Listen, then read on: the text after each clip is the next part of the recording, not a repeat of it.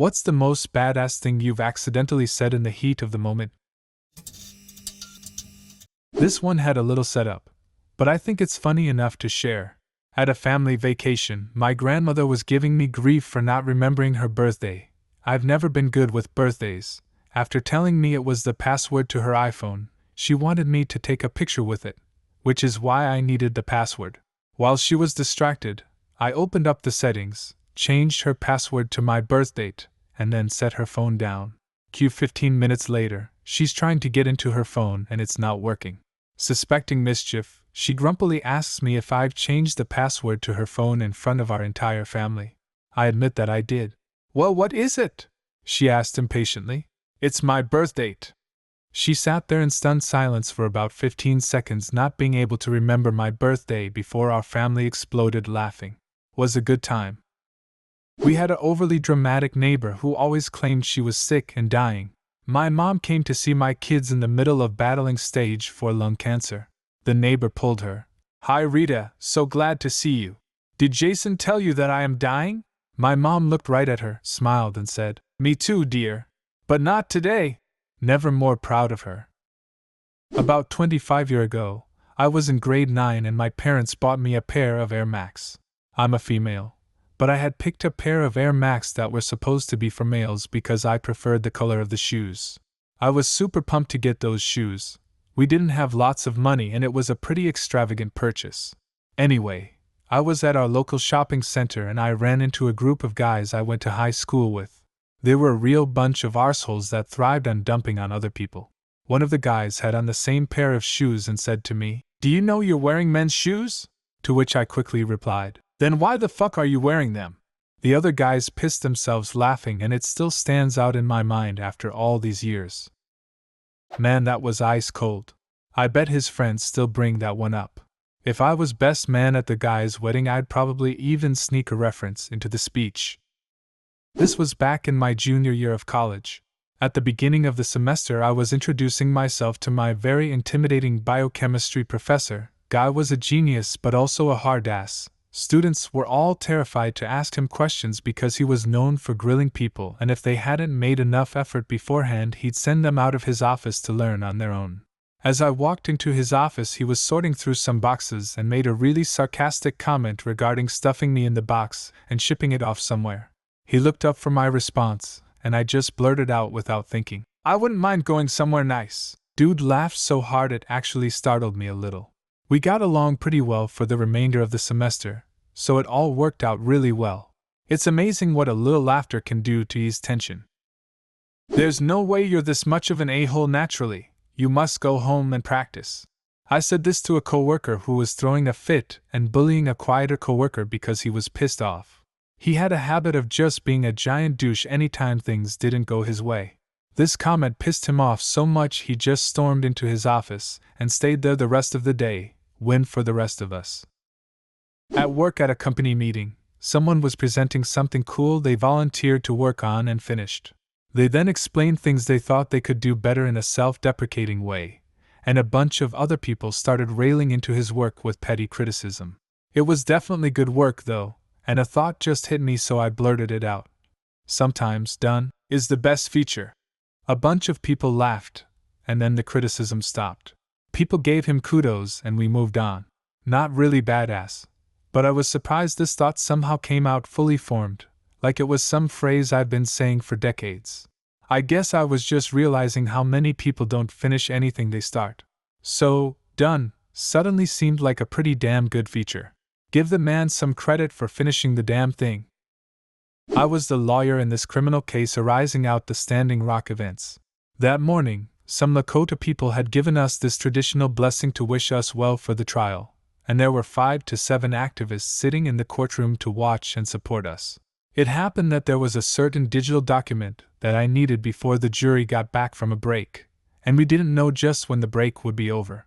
I remember turning to the supporters holding up a thumb drive and telling them exactly what I needed from the office across the street and how to get it. I held out the thumb drive, and with all the intensity of an ancient general sending his troops into battle said, "Fastest runner, go now."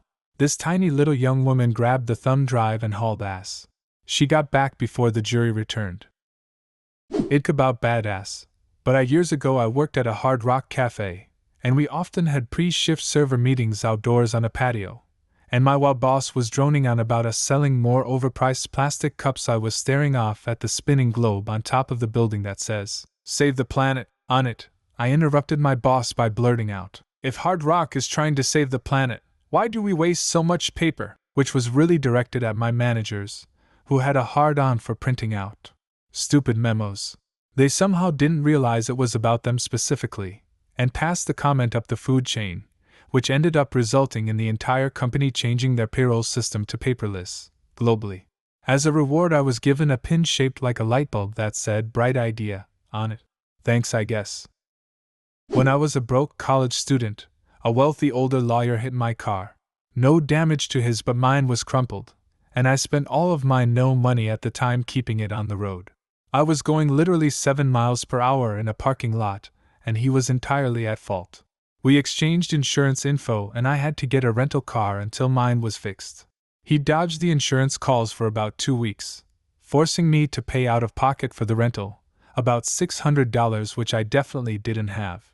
I knew this guy was an a-hole snooty lawyer. My dad is a court attorney, and while I have never used this flex, I finally had to ask my dad to call him and talk some lawyer at him. 15 minutes later I get a call and insurance will go forward. Fast forward like 8 years. I'm bartending at a swanky lounge where a Chamber of Commerce event is going on, just for local business people to rub elbows and network. This lawyer douche is really feeling himself and charming the room. He orders a glass of wine from me and then stops and says, "Hey miss, do I know you?" So I came back loudly with, "Well, not really, but you hit my car in a parking lot a few years ago when I was a broke college student and stuck me with the bill. Do you want to open a tab for the wine or close out now?" He did not open a tab. My parents are pretty well off, but I always worked my way through school. One summer I visited my parents for the summer, and they brought me out to dinner with their super rich friends who were cooing over me and wanting to set me up with their son. The next day the same people didn't recognize me because I was working for the caterer at the event they attended, and wait staff were invisible to them. I made eye contact and they weren't pretending not to notice me, they just didn't recognize me. I would have loved to have an opportunity to shut them down. "Go wait with mommy, daddy might be going back to jail again." Guy pushed my 5-year-old daughter at the fish store and she started crying. When he heard me say that, he ran out of the store. I've never been to jail before. I was crazy about this dude. He was intelligent, hot, funny, and a bit older. After a few weeks of dating, he said he wasn't ready for a commitment. I told him to come pick up his book from my place, and not to reach out again as it hurt too much. I was that into him. So he comes to my apartment, I go to hand him the book, and begin to shut the door. He puts his foot in the way to stop it, and says, "I don't know what to do. I'm not ready, but I can't stop thinking about you." Moving my hand off the door, I hand him the book anyways and said, "Then pick me up at 7. Anyways, now we're married." I worked at a bookstore and a customer asked me, "How often do the periodicals come out?" I deadpanned, "Periodically." And he asked to speak to my manager. Worth it. I used to work in a bookstore. Smart ass answers to dumb questions were the best. Customer, "Where is your non-fiction section?" Me, "What topic are you looking for? We have lots of non-fiction." Customer, "Just your regular non-fiction." Me, "Biographies? History? Computers? Gardening?" Customer, "Just regular non-fiction." Me, "See that sign over there that says fiction? The entire rest of the store." I had amazing job security. I was accused of being passive-aggressive. I replied, "Which part sounded passive? I don't ever want to come across as passive." There was this one extremely attractive girl in my Com 101 class in college. One day, for a project where we interviewed other students, I was partnered with her. We ended up not finishing our questions in class, so I asked her if I could meet her somewhere to finish interviewing her. She said yes. Fast forward to the next day, I meet her after her dance group finishes rehearsal. I knock through the last few questions, and the final one which I ask is, "What do you perceive the future to hold?" She replies, "I don't even know what I'm having for dinner tonight. I have no idea what the future holds." So I say, "Well, if you don't know what you're having for dinner, do you want to have dinner with me?" She laughed, said yes, and though we only hooked up that night, I still look back on that day as one of the best dating stories I've had yet.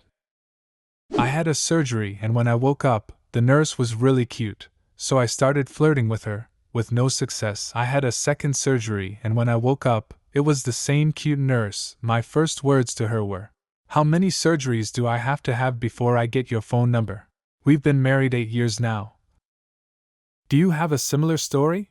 Leave a comment and subscribe to the channel if you want to see more videos like this one.